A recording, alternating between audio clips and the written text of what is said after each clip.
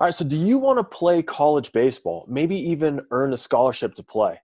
Today we're talking tips and advice for the recruiting process. And I have here with me Ethan Guevin of Keep Playing Baseball, which is a nonprofit organization that helps baseball players navigate this issue. And I'm Doug Bernier with Pro Baseball Insider. And at PBI, we like to say to be the best, you have to learn from the best. And normally we focus on bringing you baseball instruction from professional baseball players for things like how to be a better hitter or infield defense or technique for catchers, etc., right? But today we're doing something a little different. And today we're going to talk about the process of getting recruited to play college baseball. So if you or someone that you care about wants to play baseball in college, maybe even get that scholarship, it's it's important to understand how the process works and how you can give yourself the best odds of making that happen. Now, there's a lot of misinformation floating around out there, and some of it can stem just from the ever-changing landscape. People ask me all the time about, recruiting tips and questions, but things are completely different now than they were back when I was in high school. And even though I have some college, some of my buddies that are college coaches, they might give me some things here and there.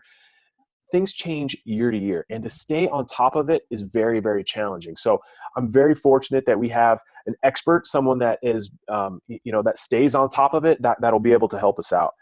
And some people that I know, like just in communicating with our group, is some people stress out big time, like they're spending money and time in the wrong places, or some people just figure out too late that that they should have been more prepared early on in the process. And this is a topic that many people that I talk to are concerned about. And so I wanted to clear up some of the misconceptions and help you guys both enjoy this journey without the unnecessary stress, and also give you the best shot of just achieving your dreams in baseball. And now how this is going to work is we're going to just go through some of the frequently asked questions that Ethan gets that'll help you understand this ever-changing landscape of the college recruiting process. So Ethan, thanks for joining us, and thanks for being here today, man. Yeah, thanks for having me on. It's gonna be fun to talk a little shop and hopefully clear up some of those misconceptions and some of those frequent questions. Yeah, for sure. So let's get it started. So tell me about your company, Keep Playing Baseball. What is it, and also the unique story about how it began. Yeah, so like you said, we're a nonprofit organization. To put it simply, we want to make sure that everyone has access to the information and resources that they need to successfully navigate the recruiting process. So no matter who you are, where you come from, how much money you have, we want to help you make educated decisions throughout your college search. We want to help you better understand the various options for college baseball, and then figure out, a personal plan for how you're going to make that happen, how you're going to get to the next level. Um, so for starters, everything that we do is free. Don't charge a dime. So we're not a recruiting service in the typical sense that we're going to do the work for you or reach out to coaches for you. What we're trying to do is empower recruits, families, parents with the right information so that they can kind of take charge of this process on their own. Um, Having seen the recruiting process play out, as a player, and then as a college coach at the Division I level, and then now from the nonprofit side and as a high school coach, I've kind of seen it from all different angles, and so that's the approach that we take to providing information. So everything on our website comes from a current or former college coach or player, and so we kind of pool this network, this information, people who want to step up and help guys make it to the next level. And we pull all that information, we organize it, and try and give a clear roadmap to college baseball. And the way we got started, kind of an unfortunate thing. A good friend of mine, teammate Scott Heinig, passed away. He was kind of like your super loyal teammate, the best kind of teammate. He passed away in 2011. At the time, he was coaching in high school, and he was super passionate about helping guys make it to the next level and have that opportunity, having played at the Division I level himself. And so we were trying to figure out a way that we could kind of continue to carry that torch and put that work in. And so we came up with Keep Playing Baseball. And, here we are 9 years later, chugging along and reaching about 75,000 people a year. That's great. I mean, I think that's really cool how you are carrying that torch and doing it for your teammate, for your buddy. I think that's really, really special. Now, before we dive into some of the frequently asked questions that you get when it comes to the college recruiting process, I want to know, what are some of the biggest mistakes or misconceptions that you see frequently? I think one of the big ones is just people feel like they're going to get missed in the recruiting process. And usually that's a product of, you know, uh, reaching out to the wrong schools or putting themselves in the wrong bucket. So it's really important to, one, be honest about your skill set and where you fit. Two, be informed about the process and put together a plan. So if you're proactive, meaning you're putting yourself out there, you're recruiting yourself, and you're getting informed. Um, College coaches, they're just way too good at their job, and there's too many avenues to connect with them nowadays, especially with technology. So the idea that you're going to get, missed, as people say, is kind of a myth. There may be someone who falls through the cracks, but these guys are really good at their job. And if you're proactive, if you're informed, you're not going to get missed. It's usually more a product of targeting the wrong schools in recruitment. So that's a big one. Um, Another one is people just not understanding the different levels of college baseball.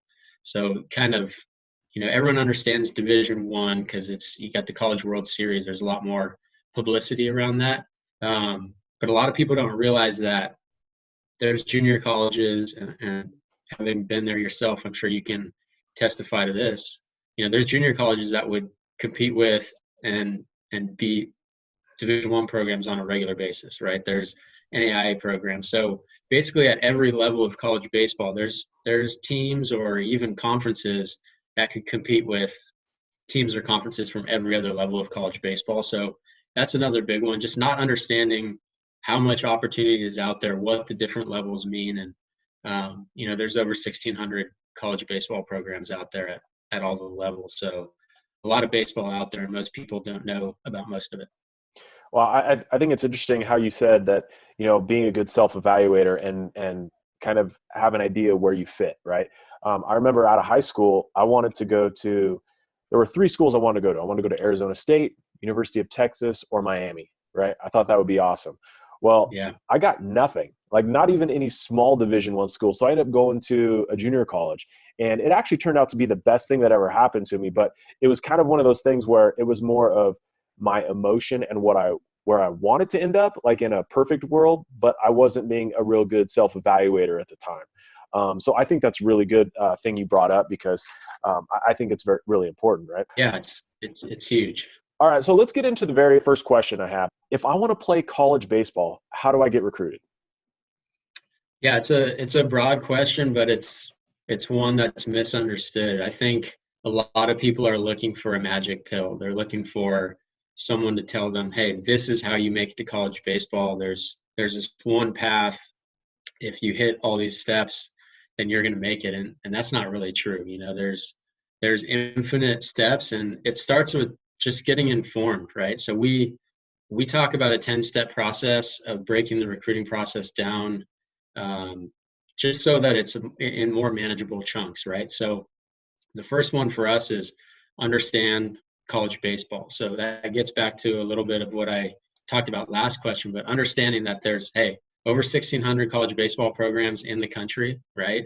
And there's probably a lot of programs that are really good fit for you that you've never even heard of, let alone considered, right? So um, understanding college baseball, taking the time to understand the recruiting process and get out in front of it. A lot of times, nothing's happening, and then you break through the ice and you just get a flood of interest. But if you haven't done that prep work, if you don't know the kind of the hoops that you have to jump through in order to successfully navigate the process, then it can get overwhelming pretty quickly. And so I think number one is just understanding, who am I as a player? What are the opportunities available to me? Really casting a wide net. A lot of people, like you said, I wanted to go to three schools, and I was the same way. I was like, okay, I'm going to be a Division I player on the West Coast, and I'd seen Stanford on TV and Cal and the big schools that you know about. But I wasn't thinking through, what do I have to do to actually get there? So, to get recruited, there's a lot of different paths. So one, understanding what your college baseball fit looks like, and that's going to be different for each player.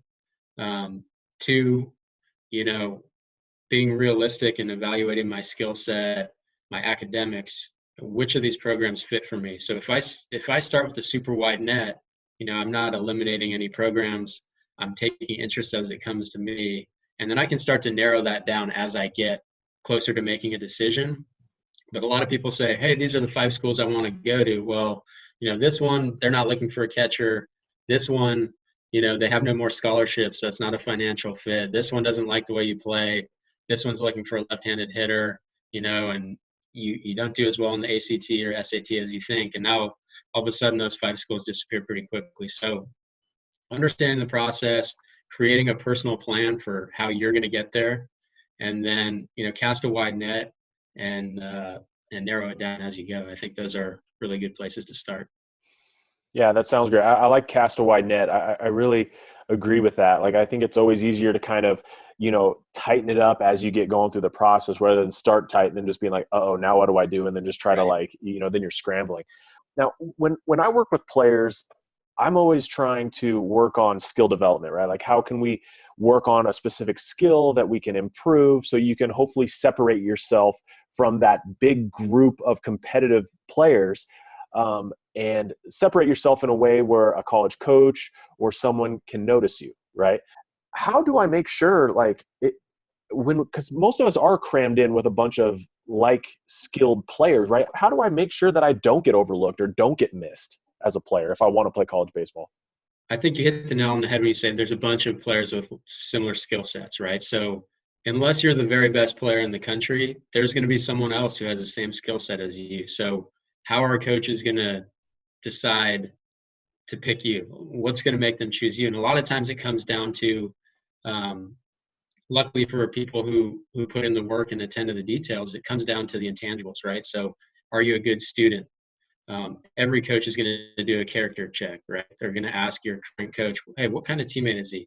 And if there's any hesitation on your current coach's part to vouch for you, then, that's going to scare a lot of people away right away. Focusing on development, there's this, and I'm sure we'll talk about it later, but there's a lot of hoopla around exposure and getting out there and showing what you can do. A lot of the times it's just about continually getting better, right? It's about getting a little bit better each day. And then by the time you look back on your 4 years of high school, you focused on development and you're a much better player, and that your recruitability it's just going to go up as you focus on that development. So I think it's just a lot of what we've already talked about, and you're going to hear me sound like a broken record, because a lot of it really is as simple as, hey, I need to focus on development and get to be the best player I can be. And then I need to control the controllables, like we say. So those intangibles, right? Your academics, your body language, the way you treat others, your relationships, all that stuff really makes a big difference. The way you communicate with coaches, your ability to show that you're responsible and accountable. I think that's a huge part of the puzzle, because there's going to be someone who has the same skill set. So a lot of times it's the stuff that's entirely in your control, that's not related to baseball, that would be the difference maker. I think that's great to hear, because I know as a player, I saw that a lot, how the stuff that you can control, being a good teammate, being on time, working hard, having good work ethic, whatever it is, like those things you can control, and those are attractive to coaches. And so I think it's cool to hear that from someone like you. Like you said, you're a broken record. I don't think that's bad, because that means like the process isn't overly complicated, right? Like we can simplify it a little bit. And I think that in itself is a beautiful thing. Going through this recruiting process, at times it can be stressful on the kids that want to play college baseball, right? That can be stressful on them, but it can also be stressful on the parents as well. What level of involvement should the parents have in the whole recruiting process for the kids?